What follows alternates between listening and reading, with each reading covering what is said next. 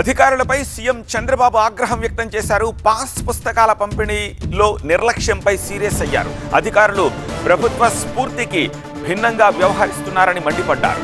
ఇంకొకసారి ఇలా చేస్తే కఠినంగా వ్యవహరిస్తానన్నారు. ఎమ్మెల్యేలు సైతం బాధ్యతగా వ్యవహరించాలని సూచించారు. కాదమ్మా, ఈ ఊర్లో ఉండే వాళ్ళందరికీ పట్టాదారు పాస్ పుస్తకాలు ఇచ్చారా లేదా? లేదు, ఇవ్వలేదు. ఏంటయ్యా చేసి ఏం ఆర్గనైజ్ చేశావు?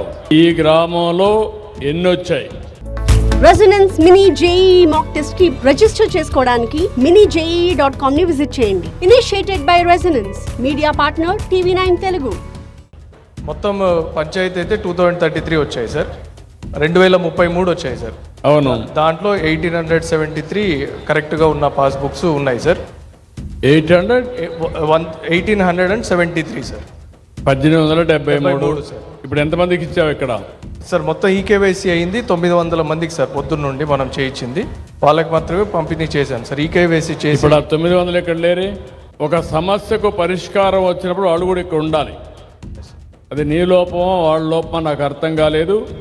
రెవెన్యూ డిపార్ట్మెంట్ ఇలాంటి లోపాలన్నీ కరెక్ట్ చేసుకోవాలి. భవిష్యత్తులో ఇలాంటి ఉంటే మాత్రం చాలా సీరియస్గా ఉంటుంది. నేను చాలాసార్లు చెప్పాను, శాశ్వతంగా ఈ సమస్యకు పరిష్కార మార్గం పెట్టాలనుకుంటున్నాను.